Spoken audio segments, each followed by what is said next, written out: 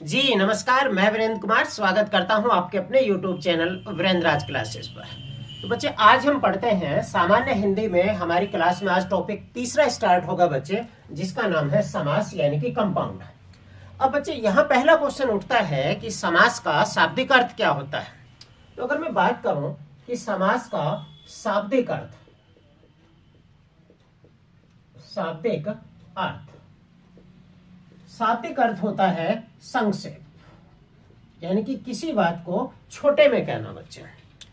तो समास का शाब्दिक अर्थ संक्षेप होता है। आपने कहा जैसे, तो जैसे मैं बात करूं बच्चे, जैसे मैंने कहा नीला है जो गगन, नीला है जो गगन, नीला है जो गगन। तो हमने बच्चे से संक्षेप में क्या कह दिया? तो आपने कहा नील गगन। आपने संक्षेप में से कह दिया नील गगन बच्चे। हमने कहा कि लंबा है उदर जिसका, लंबा है उदर जिसका, उदर यानी कि पेट, उदर है जिसका, लंबा है उदर जिसका। तो यहां क्या निकल कर आया? तो आपने कहा लंबोदर, लंबोदर। फिर किसी ने कहा माता और पिता, माता और पिता, और हमने इसे संक्षेप में क्या कह दिया बच्चे? तो आपने इसे कह दिया माता पिता, माता पिता। या किसी ने कहा राजा का पुत्र, राजा का पुत्र, राजा का पुत्र, और आपने इसे संक्षेप में क्या कह दिया? आपने इसे संक्षेप में कह दिया राजपुत्र।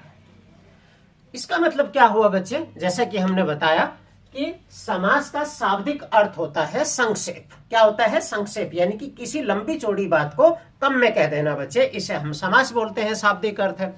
अब एक क्वेश्चन पूछा बच्चे कि जो संक्षेप शब्द है इसका विलोम क्या है बच्चे? ये यूपीएसआई ने एक क्वेश्चन पूछा कि संक्षेप का विलोम क्या है बच्चे। तो संक्षेप का जो विलोम होता है बच्चे वो होता है व्यास। क्या होता है? व्यास होता है। तो संक्षेप का विलोम क्या हुआ? व्यास हुआ बच्चे। क्लियर है? चलो अब हम समझते हैं बच्चे कि समास की जो परिभाषा है, समास की जो परिभाषा है वो क्या होती है बच्चे। समास की परिभाषा क्या है? तो दो या दो से अधिक शब्दों के मिलने से जो नया सार्थक शब्द बनता है उसे हम समास बोलते हैं बच्चे। क्या बोलते हैं? तो अगर हम समास की परिभाषा लिखें तो आती है कि दो या दो से अधिक, दो या दो से अधिक शब्दों के मिलने से, शब्दों के मिलने से, दो या दो से अधिक शब्दों के मिलने से जो नया सार्थक शब्द बनता है, जो नया सार्थक शब्द, जो नया सार्थक शब्द बनता है उसे समास कहते हैं, समास कहते हैं या समास कहलाता है, समास कहलाता है। तो दो या दो से अधिक पदों या शब्दों से मिलकर बनने वाला नया सार्थक शब्द समास कहलाता है। तो हमने जाना कि समास का शाब्दिक अर्थ संक्षेप होता है और समास की परिभाषा होती है दो या दो से अधिक शब्दों के मिलने से बनने वाला नया सार्थक शब्द समास कहलाता है बच्चे। चलिए आगे कुछ टर्म समझते हैं जो समास से रिलेटेड जो है हमें समझ होनी चाहिए जिनकी। तो एक क्वेश्चन बनता है बच्चे कि समस्त पद क्या होता है? समस्त पद, या इसी को हम बोलते हैं सामासिक पद, सामासिक पद। तो सवाल उठता है कि समास के अंतर्गत समस्त पद या सामासिक पद क्या होता है? तो अगर मैं बात करूं बच्चे, जैसे मैंने लिखा राजपुत्र, क्या लिखा? राजपुत्र, तो हम इसे क्या बोलते हैं? ये समस्त पद होता है या सामासिक पद होता है। अब राजपुत्र का अगर मैं विग्रह करूं तो इसका मतलब होता है राजा का पुत्र, और राजपुत्र क्या है? समस्त पद है। इसका मतलब यह हुआ बच्चे कि समस्त पद या सामासिक पद की हम बात करें तो मैं कहूंगा कि समास के नियमों से बना, समास के नियमों से बना, समास के नियमों से बना शब्द समस्त पद कहलाता है, समस्त पद कहलाता है, समस्त पद कहलाता है। तो समास के नियमों के अंतर्गत बनने वाला जो शब्द होता है उसी को हम समस्त पद या सामासिक पद बोलते हैं। जैसे अभी आपने पढ़ा, राजपुत्र होता है, लंबोदर होता है, माता पिता होता है, चौराहा होता है, नील गगन होता है, नीलकमल होता है। इस तरह से समस्त पद की बात हो गई बच्चे। अब यहाँ एक बात करते हैं कि समास विग्रह क्या होता है। समास विग्रह क्या होता है? समास विग्रह क्या होता है? तो समास विग्रह, विग्रह की अगर मैं बात करूं बच्चे, विग्रह का मतलब होता है तोड़ना। अगर मैं विग्रह की बात करूं तो इसका मतलब क्या होता है? तोड़ना या अलग अलग करना। अलग अलग करना, अलग अलग करना। तो समास विग्रह का मतलब यह हुआ कि समस्त पद के सभी पदों को अलग अलग करने की प्रक्रिया को हम समास विग्रह बोलते हैं। तो समास विग्रह क्या हुआ बच्चे? तो आपने कहा कि समस्त पदों के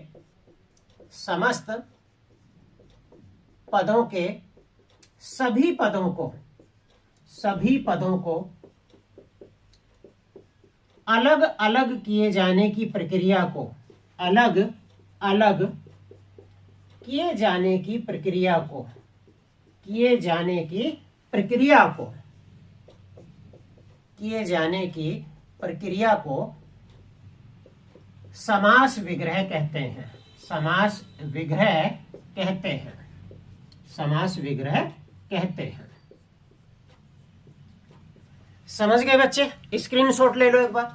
तो समस्त पद की हमने क्या बात करी कि समास के नियमों से बनने वाला शब्द समस्त पद कहलाता है। और समास विग्रह, विग्रह का मतलब होता है अलग करना, उन्हें तोड़ना। तो समास विग्रह की हम बात करें कि समस्त पद के सभी पदों को अलग अलग करने की जो प्रक्रिया होती है वो क्या कहलाती है? तो आपने कहा वो कहलाती है समास विग्रह। जैसे इसमें अगर मैं बात करूं समास विग्रह में, जैसे हमने कहा नील कमल, आपने क्या कहा? नील कमल। तो नील कमल क्या है बच्चे? तो आप कहोगे कि ये जो है समस्त पद है। ये क्या है? समस्त पद है। समस्त पद है। और जब मैं इसका समास विग्रह करता हूं, यानी कि समस्त पद जिन जिन पदों से मिलकर बना है उन्हें अलग अलग लिखने की प्रक्रिया क्या कहलाती है? समास विग्रह कहलाती है। जैसे मैं इसे तोड़ूंगा तो आप क्या कहोगे? नीला है जो कमल, नीला है जो कमल, नीला है जो कमल। यानी कि समस्त पद के प्रत्येक पद को मैंने अलग अलग रख दिया, नीला है जो कमल। या आप कह सकते हो समास को तोड़ना ही जो है समास विग्रह कहलाता है बच्चे। क्लियर है यहां तक? चलिए फिर आगे समझते हैं। चलो कुछ इंपॉर्टेंट पॉइंट देखते हैं बच्चे, कुछ इंपॉर्टेंट पॉइंट देखते हैं। पहला पॉइंट क्या है? तो पहला पॉइंट यह होता है कि समास प्रक्रिया में या समास प्रक्रिया में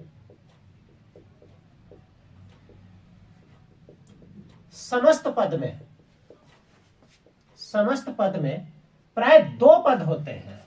प्राय का मतलब होता है जनरली, क्योंकि आपने डेफिनेशन में देखा कि समास दो या दो से अधिक शब्दों के मिलने से बनने वाला नया सार्थक शब्द है।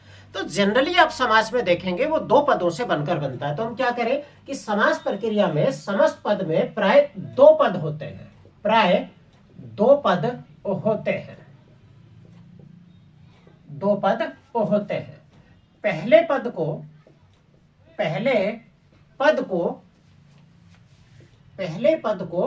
पूर्व पद क्या बोलते हैं बच्चे?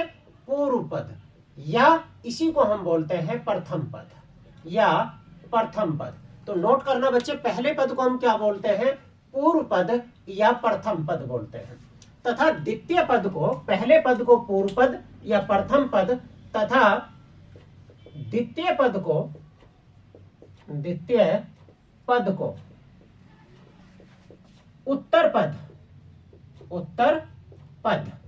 का मतलब बाद वाला पद या द्वितीय पद भी कहते हैं। द्वितीय पद कहते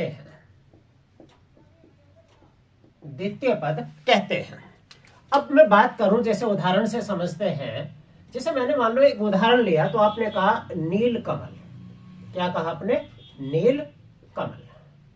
तो अगर आप बात करें बच्चे, तो नील कमल जो है वो दो पदों से मिलकर बना है। पहला पद क्या है? तो आपने कहा नील कमल, और दूसरा पद क्या है? कमल। तो अगर मैं नील की बात करूंगा, नील की, तो ये क्या हुआ बच्चे? तो आपने कहा ये पूर्व पद हुआ, पूर्व पद। और कमल की हम बात करें तो ये उत्तर पद हुआ, उत्तर पद। इसी तरह से एक और लेते हैं, जैसे हमने कहा कि दशानन, दशानन। तो दशानन अगर आप बात करो बच्चे तो दो पदों से मिलकर बना है। आप इसे बात करो तो इसमें कौन से हैं, तो आपने कहा एक तो है जो है 10, 10, और दूसरा कौन सा है, तो आपने कहा दूसरा पद है आनन। क्या है, आनन। तो जो 10 होता है, 10 जो होता है ये क्या होता है बच्चे, तो आपने कहा ये पूर्व पद होता है। क्या होता है, पूर्व पद। और जो आनन है वो कौन सा होता है, तो उत्तर पद होता है बच्चे। क्या होता है, उत्तर पद होता है। तो पहला पॉइंट क्लियर हुआ। बड़ी इंपॉर्टेंट चीजें ही, हम इसके भेद पढ़ने से पहले कुछ चीजें समझ लेते हैं। तो हमने कहा कि समस्त पद में प्राय दो पद होते हैं। पहले पद को पूर्व पद या प्रथम पद बोलते हैं और दूसरे पद को उत्तर पद या द्वितीय पद बोलते हैं। जैसे हमने जाना है, तो नील कमल की अगर मैं बात करूं, नील जो है वो पूर्व पद है और कमल उत्तर पद है क्योंकि बाद में आया है। दशानन की मैं बात करूं तो 10 जो है पूर्व पद है और आनन उत्तर पद है। इसी तरह मैं राजपुत्र की बात करूं, राजपुत्र की बात करूं तो ये जो राज है ये क्या है बच्चे, राज है पूर्व पद। क्या है, पूर्व पद। और जो ये पुत्र है, पुत्र क्या है, तो आपने कहा उत्तर पद है, उत्तर पद है बच्चे। तो क्लियर हुआ पहला पॉइंट। चलो स्क्रीनशॉट लो, फिर दूसरा पॉइंट समझते हैं। चलो दूसरा इंपॉर्टेंट पॉइंट समझते हैं। दूसरा इंपॉर्टेंट पॉइंट क्या है, ये कहते हैं कि समास प्रक्रिया में, समास प्रक्रिया में, समास प्रक्रिया में पदों के बीच की, पदों के बीच की विभक्तियां लुप्त हो जाती हैं, विभक्तियां लुप्त हो जाती हैं, लुप्त हो जाती हैं।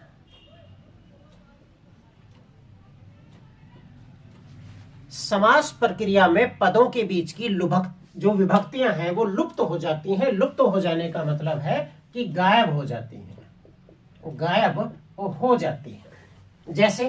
जैसे कि अगर हम बात करें बच्चे, जैसे कि बात करें तो आपने लिखा राजा का पुत्र, राजा का पुत्र। तो यहां कौन सी विभक्ति है, तो आपने कहा का विभक्ति है। तो का विभक्ति का जो है लोप हो गया, तो आप इसे क्या लिखोगे, आप लिखोगे राजपुत्र, राजपुत्र लिखोगे। तो जब राजपुत्र लिखा तो आपने कहा इसका विलोप हो गया, यानी कि लुप्त हो गई है, लुप्त हो गई। ठीक।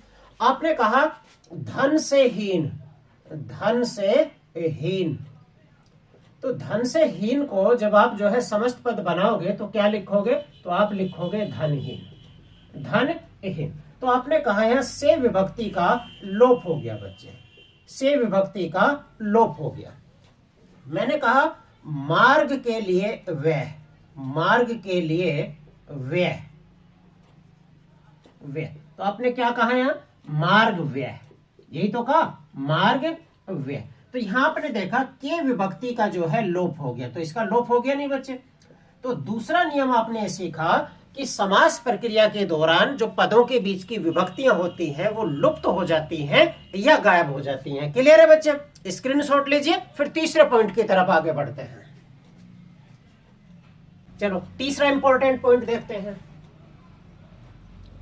तीसरा इंपॉर्टेंट पॉइंट ये है बच्चे कि समास प्रक्रिया में, समास प्रक्रिया में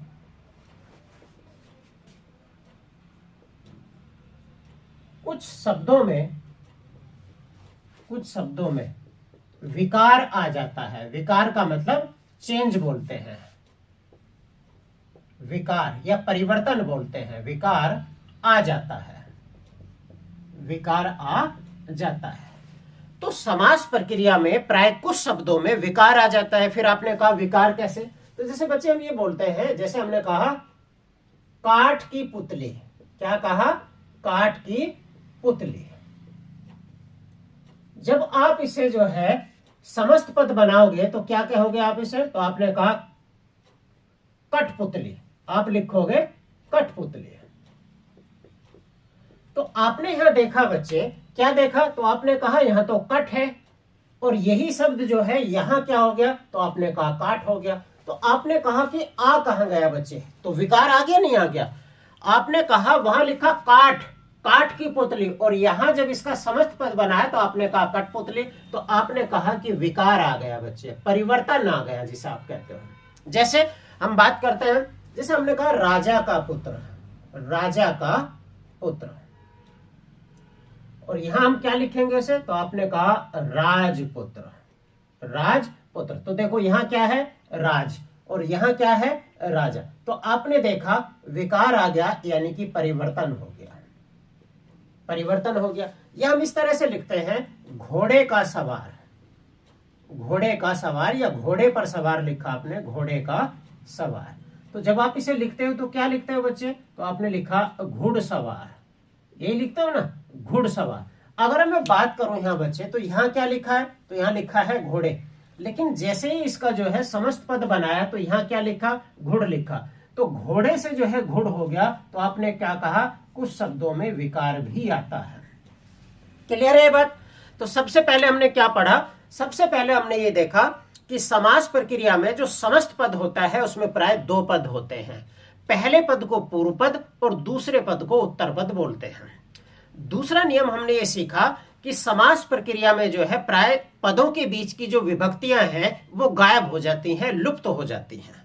और तीसरा पॉइंट हमने ये देखा कि कई बार ऐसा भी होता है कि समास प्रक्रिया में कुछ शब्दों में चेंजेज आ जाता है, विकार आ जाता है, जो हमने इन उदाहरणों से समझा बच्चे। क्लियर है। अब हम बात करते हैं संधि और समास की। तो समास क्या है, दो शब्दों का मेल है, और संधि क्या है, दो वर्णों का मेल है। तो संधि और समास में क्या अंतर होता है बच्चे, इसे एक बार और समझ लेते हैं।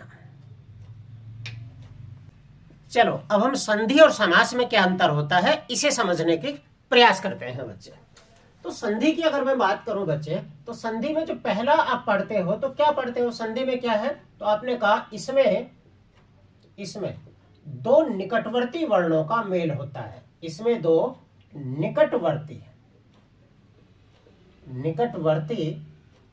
वर्णों का मेल होता है, इसमें दो निकटवर्ती वर्णों का मेल होता है। ये आप संधि पढ़कर आए हैं, वहां आपने सीखा अच्छी तरह से कि संधि क्या है, दो निकटवर्ती वर्णों का मेल संधि कहलाता है। अगर हम यहां बात करें कि समास की बात करें, तो इसमें दो या दो से अधिक शब्दों का मेल होता है, अधिक शब्दों का मेल होता है, इसमें दो या दो से अधिक शब्दों का मेल होता है, तो पहला पॉइंट क्लियर है बच्चे कि संधि क्या है, दो निकटवर्ती वर्णों का मेल है। दो निकटवर्ती वर्णों का मेल कैसे है, जैसे आपने लिखा हिम प्लस आल्य, तो यहां जो मेल हो रहा बच्चे वो क्या हो रहा, तो आपने कहा हिमालय, क्या कहा, हिमालय। यानी कि यहां जो इसमें ए जुड़ा हुआ है, आप इसमें ए की बात करें और यहां जो आ है, ये दोनों मिले हैं बच्चे। तो दो निकटवर्ती वर्णों का मेल संधि कहलाता है, जबकि दो या दो से अधिक शब्दों के मेल की मैं बात करूं तो क्या कहलाता है, समास कहलाता है। जब से आपने कहा राजा और पुत्र, और इससे क्या बना, तो आपने कहा राजपुत्र बना। तो दो शब्द मिले राजा और पुत्र, और उससे बना बच्चे राजपुत्र। दूसरा नियम समझते हैं, दूसरे नियम की बात करते हैं। संधि को विभाजित करने की प्रक्रिया, संधि को विभाजित करने की प्रक्रिया, संधि को विभाजित करने की प्रक्रिया संधि विच्छेद कहलाती है। प्रक्रिया संधि विच्छेद, संधि विच्छेद कहलाती है।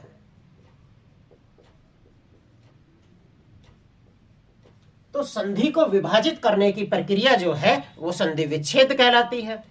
जबकि मैं यहां बात करूं कि समास क्या होता है, तो आप कहोगे कि समास को विभाजित करने की प्रक्रिया, समास को विभाजित करने की प्रक्रिया, समास को विभाजित करने की प्रक्रिया समास विग्रह कहलाती है, समास विग्रह। कहलाती है। मेनली जो मुख्य पॉइंट होते हैं वो ये होते हैं बच्चे कि संधि दो निकटवर्ती वर्णों का मेल है, जबकि समास दो या दो से अधिक शब्दों का मेल है। संधि के दोनों पदों को या दोनों वर्णों को अलग अलग लिखना वो संधि विच्छेद कहलाता है, यानी कि संधि को तोड़ना संधि विच्छेद कहलाता है, जबकि समास को तोड़ना समास विग्रह कहलाता है बच्चे। क्लियर? तीसरा अगर हम यहां पॉइंट समझे, तीसरा पॉइंट समझे तो हिंदी में जो संधि होती है, हिंदी में संधि तत्सम शब्दों में होती है, तत्सम शब्दों में होती है, तत्सम शब्दों में होती है। इसका मतलब तत्सम शब्दों में होती है का मतलब संस्कृत के शब्दों में होती है। और अगर मैं यहां समास की बात करूं तो समास, समास तत्सम हिंदी, संस्कृत, उर्दू, प्राय सभी प्रकार के शब्दों में होती है, प्राय सभी प्रकार के शब्दों में होता है, शब्दों में होता है। ये तीनों पॉइंट क्लियर है बच्चे? तो अगर संधि की बात करो तो संधि जो है हिंदी में वो तत्सम शब्दों का मतलब केवल संस्कृत के शब्दों में होती है, केवल संस्कृत के शब्दों में वो होती है। जबकि समास तत्सम शब्दों में भी होता है, हिंदी के शब्दों में भी होता है, संस्कृत के शब्दों में भी होता है, उर्दू में भी, प्राय सभी प्रकार के शब्दों में जो है समास होता है बच्चे। ये सामान्य जानकारी थी समास के बारे में, जो हमें जो है बेसिक इंफॉर्मेशन होनी चाहिए। अब हम समास को आगे बढ़ाते हैं और ये जानते हैं कि समास कितने प्रकार का होता है बच्चे। चलो बच्चों, समास के भेद समझते हैं, समास के प्रकार, समास के भेद, समास के भेद। तो समास के आप भेद देखोगे तो आपको 6 भेद दिखाई देंगे बच्चे। क्या दिखाई देंगे? समास 6 प्रकार का होता है। तो समास जो 6 प्रकार का होता है, अगर हम उसमें बात करें तो पहला कौन सा होता है? तो आपने कहा पहला होता है अव्ययी भाव। क्या होता है? अव्ययी भाव समास, अव्ययी भाव समास। क्लियर बच्चे? दूसरा होता है जिसे आप बोलते हो तत्पुरुष समास। क्या होता है? तत्पुरुष समास, तत्पुरुष समास। अगर मैं इससे आगे जाऊं तो अगला होता है बच्चे जिसे आप बोलते हो कर्मधारय। क्या होता है? कर्मधारय समास। इससे आगे हम बात करें बच्चे तो इससे आगे होता है जिसे आप बोलते हो द्विगु समास। क्या होता है? द्विगु समास। और 5वें नंबर पे होता है जिसे हम बोलते हैं द्वंद्व समास, द्वंद्व समास। और 6ठे नंबर की अगर मैं बात करूं तो ये होता है बच्चे बहुब्रीहि समास। क्या होता है? बहुब्रीहि समास, बहुब्रीहि समास। तो समास कितने प्रकार का होता है? तो आपने कहा समास 6 प्रकार का होता है। अव्ययी भाव समास, तत्पुरुष समास, कर्मधारय समास, द्विगु समास, द्वंद्व समास और बहुब्रीहि समास। कहीं कहीं जो है ऐसा भी लिखा होता है कि समास जो है, समास के 4 भेद होते हैं, समास के 4 भेद होते हैं। तो कुछ किताबें या कुछ लेखक मानते हैं, कुछ लेखक मानते हैं कि समास के 4 भेद हैं। अब ये 4 भेद कौन से होते हैं? तो पहला जो भेद होता है वो होता है अव्ययी भाव। क्या होता है? अव्ययी भाव समास। दूसरा होता है तत्पुरुष समास। दूसरा कौन सा होता है? तो आपने कहा तत्पुरुष समास, तत्पुरुष समास। और तीसरा कौन सा होता है? तो आपने कहा तीसरा होता है द्वंद्व समास। कौन सा होता है? द्वंद्व समास। और चौथा होता है जिसे आप बोलते हो बहुब्रीहि समास, बहुब्रीहि समास, बहुब्रीहि समास। तो कुछ किताबें, कुछ राइटर ये मानते हैं कि समास के जो है 6 प्रकार हैं, अव्ययी भाव समास, तत्पुरुष समास, कर्मधारय समास, द्विगु समास, द्वंद्व समास और बहुब्रीहि समास। जबकि कुछ राइटर ये मानते हैं कि समास के 4 भेद होते हैं, अव्ययी भाव समास, तत्पुरुष समास, द्वंद्व समास और बहुब्रीहि समास। और जो ये तत्पुरुष समास है ये फिर 2 प्रकार का होता है। तो तत्पुरुष समास के कितने होते हैं? तो आपने कहा 2 भेद होते हैं। तो 2 भेद कौन से होते हैं इसके? तो पहला होता है कर्मधारय समास। कौन सा होता है? कर्मधारय तत्पुरुष समास, कर्मधारय तत्पुरुष समास। और दूसरा कौन सा होता है? दूसरा होता है द्विगु तत्पुरुष समास, द्विगु तत्पुरुष समास। दरअसल आप देखोगे तो ऑल ओवर तो 6 ही है ना, यहां भी 6 है और वहां भी 6 है। तो जिन राइटर ने ये विभाजन किया है तत्पुरुष समास का, ये भेद बताया है, वो इस आधार पर मानते हैं बच्चे कि तत्पुरुष समास जब आप पढ़ोगे तो उसमें पहला पद अप्रधान होता है और दूसरा पद जो है प्रधान होता है। यानी कि पहला पद गौण होता है और उत्तर पद मुख्य पद होता है। अभी हम आगे की क्लास में इसे पढ़ेंगे बच्चे। इसी आधार पर अगर मैं देखूं तो कर्मधारय समास और द्विगु समास में भी पहला पद अप्रधान होता है और द्वितीय पद जो है प्रधान पद होता है। इसी आधार पर पदों की प्रधानता के आधार पर ही तत्पुरुष समास के 2 भेद माने गए, एक कर्मधारय तत्पुरुष समास और द्विगु तत्पुरुष समास। अब सवाल ये उठता है कि अगर आपके एग्जाम्स में ये क्वेश्चन पूछे जाते हैं कि समास के कितने भेद होते हैं और ऑप्शन में 6 और 4 दोनों ही हो बच्चे, तो आप जो आंसर करोगे वो 6 भेद करोगे। तो समास के कितने भेद होते हैं? तो समास के भेद होते हैं 6। क्लियर है बच्चे? समझ गए अच्छे से? चलो फिर इसे नोट डाउन करो बच्चे जल्दी। चलो बच्चों, अब समाज का सामान्य यानी कि समाज की सामान्य बातें जानने के बाद हमने समाज के भेद पढ़े कि समाज जो है कुछ किताबें कहती हैं कि 6 प्रकार के होते हैं और कुछ किताबें कहती हैं कि 4 प्रकार के होते हैं। जो 4 प्रकार का मानती हैं समास को, वो क्या मानते हैं? वो तत्पुरुष समास के 2 भेद मानते हैं, क्योंकि जिन जिन समास के पहला पद जो है प्रधान होता है और दूसरा पद प्रधान होता है उन्हीं को हम तत्पुरुष समास कहते हैं। और ऐसा ही कर्मधारय समास में होता है और ऐसा ही जो है द्विगु समास में होता है बच्चे। अब हम एक एक समास का जो है विशेष अध्ययन करेंगे, उस समास की डेफिनेशन पढ़ेंगे, उस समास की विशेषताएं पढ़ेंगे और उस समास के एग्जाम्पल्स के साथ हम चीजें समझते चलते हैं। तो आइए बच्चे पहला समास समझते हैं, जिसका नाम है अव्ययी भाव समास। क्या नाम है बच्चे? तो आपने कहा अव्ययी भाव समास, अव्ययी भाव समास, अव्ययी भाव समास। इंग्लिश में बोलते हैं बच्चे इसी समास को एडवर्बल कंपाउंड, एडवर्बल कंपाउंड पढ़ते हैं। अब पहला समास पढ़ने से पहले, जिसका नाम है अव्ययी भाव समास, उससे पहले हमें ये जानना जरूरी है कि अव्यय क्या होते हैं बच्चे। अव्यय क्या होते हैं?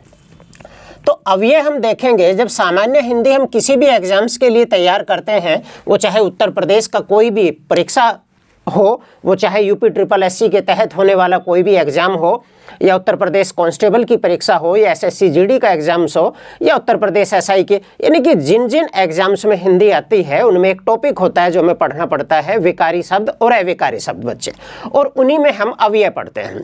तो अव्यय क्या होता है अगर मैं बात करूं तो हम कहते हैं कि वे शब्द जिनमें लिंग वचन पुरुष काल और कारक का कोई प्रभाव नहीं पड़ता। तो वे शब्द जिनमें लिंग वचन पुरुष काल और कारक के अनुसार कोई परिवर्तन, कारक के अनुसार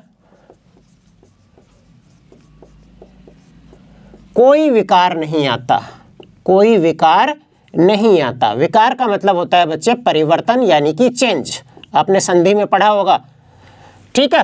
तो वे शब्द जिनमें लिंग वचन पुरुष काल और कारक का कोई प्रभाव नहीं पड़ता, अर्थात जिनमें लिंग वचन काल पुरुष कारक के अनुसार कोई विकार नहीं होता, वे अव्यय कहलाते हैं। कोई विकार या परिवर्तन नहीं आता है, नहीं आता है, क्या कहलाते हैं? अव्यय कहलाते हैं, अव्यय कहलाते हैं।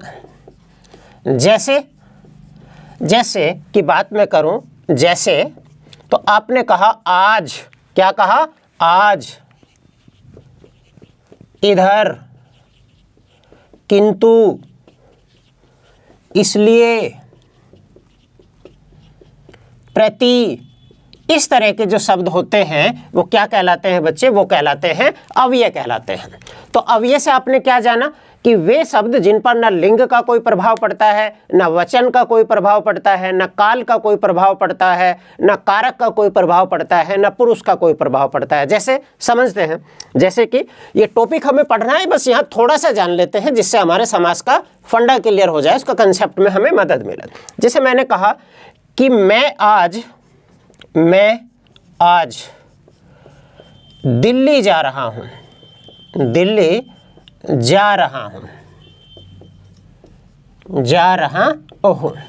या किसी ने कहा वह आज दिल्ली जाएगा, वह आज दिल्ली जाएगा। इस तरह से आप देखो बच्चे, यहाँ क्या है, आपने देखा पुरुष चेंज हो गया। अगर मैं इसकी बात करूँ, ये प्रथम पुरुष है और इसकी मैं बात करूँ तो ये तृतीय पुरुष है, या जिसे अन्य पुरुष भी हम बोलते हैं बच्चे। यहाँ बात करूँ जा रहा हूँ यानी कि प्रेजेंट की बात है, यहाँ मैं बात करूँ जाएगा यानी कि फ्यूचर की बात है। पुरुष के अनुसार आज में जो है कोई फर्क नहीं पड़ा, कोई चेंज नहीं आया, और ना ही काल के अनुसार कोई चेंज आया। अगर मैं लिंग का भी परिवर्तन कर दूं कि वह आज दिल्ली जाएगी, वह आज दिल्ली जाएगी, तो देखो बच्चे यहाँ मैं देखूं तो लिंग की आप बात करें तो पुल्लिंग है, जबकि ये वह जो है स्त्रीलिंग हो चुकी है, लेकिन आज पर कोई प्रभाव नहीं पड़ा। तो अब ये क्या हुए? तो वे शब्द हुए जिनमें कोई विकार नहीं आता, न लिंग के अनुसार, न पुरुष के अनुसार, न वचन के अनुसार, न काल के अनुसार, न कारक के अनुसार, न पुरुष के अनुसार। अर्थात ये अव्यय जो है ये कैसे शब्द है? तो आप कहोगे अविकारी शब्द हैं। कैसे हैं बच्चे? अविकारी शब्द हैं।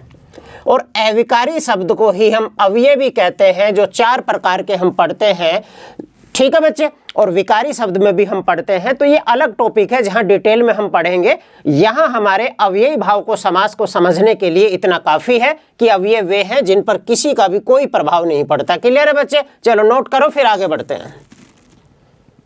चलो अब समझते हैं अव्ययी भाव समास। अव्ययी भाव समास क्या होता है? तो आप कहोगे मैंने बताया था कि कोई भी समास जो है प्राय 2 पदों से मिलकर बना होता है, एक पूर्व पद होता है, एक द्वितीय पद होता है। तो मैंने कहा कि वह समास जिसका पूर्व पद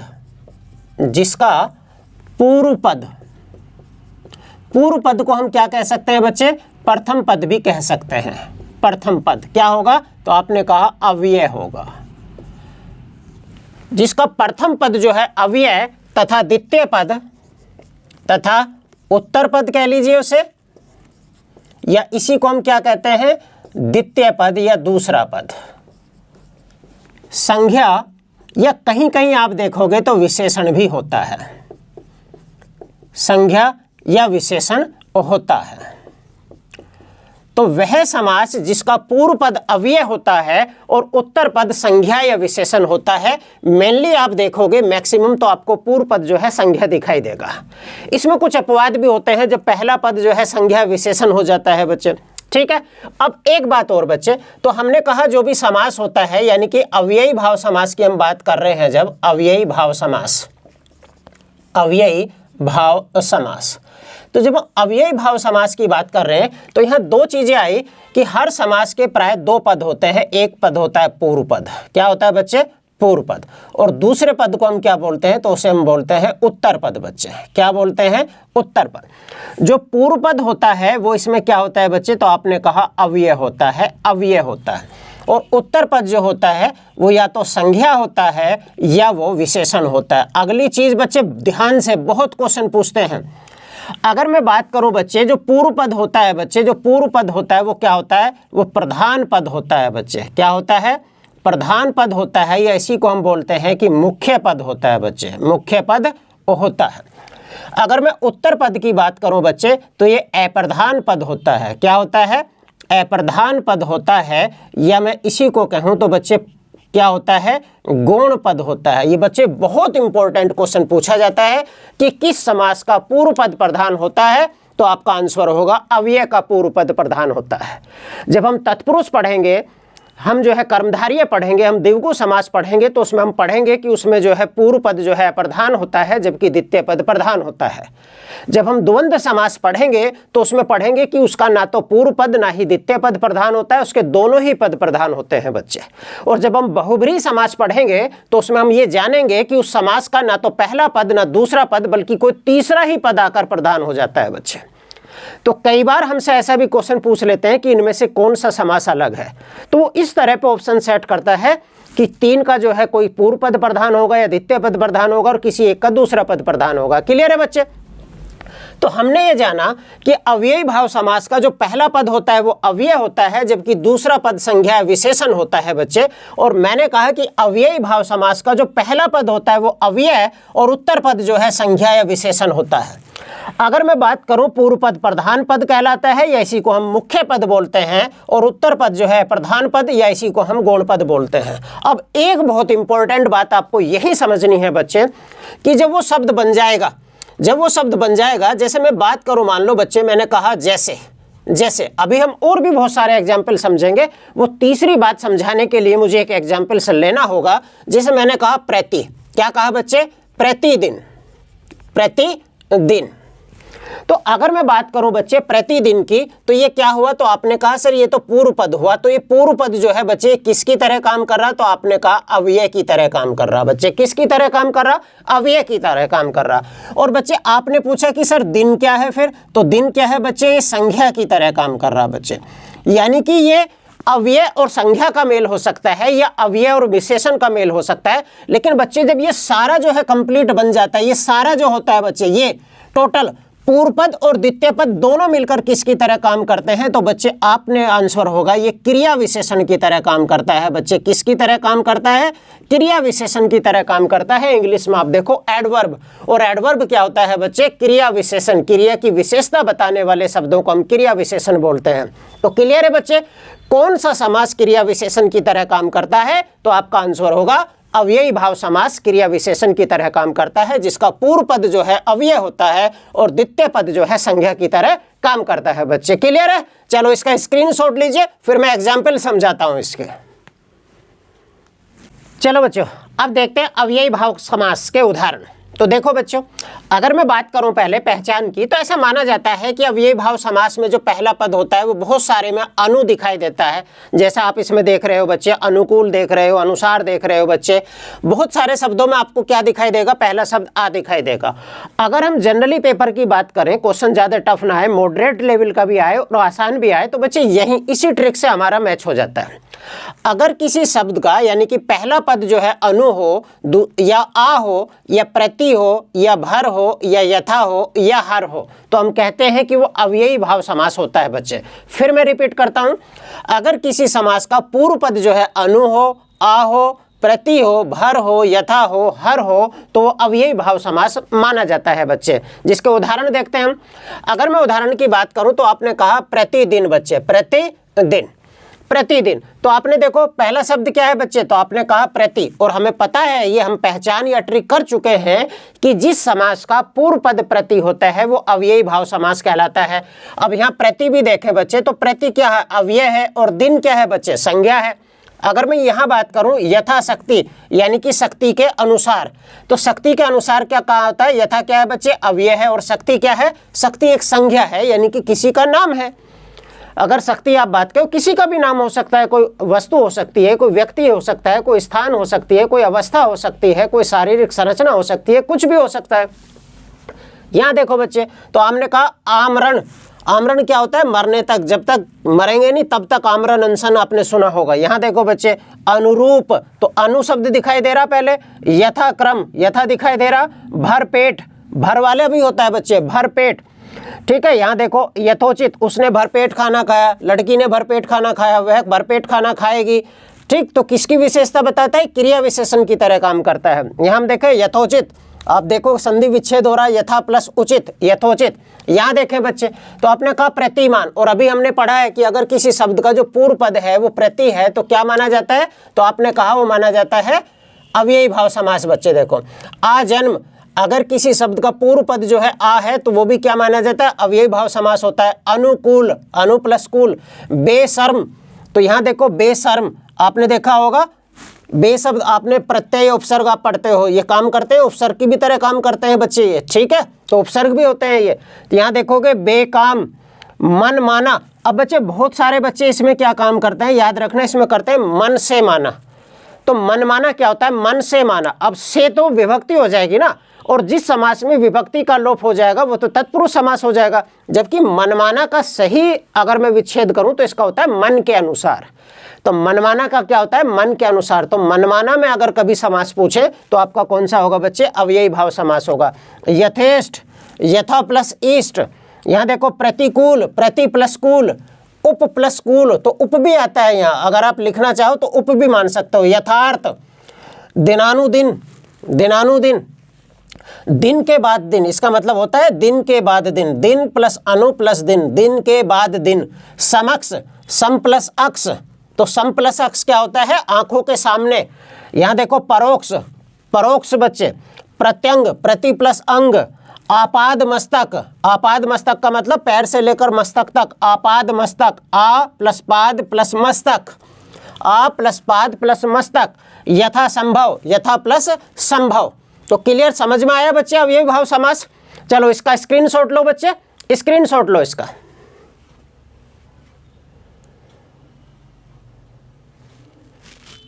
हो गया।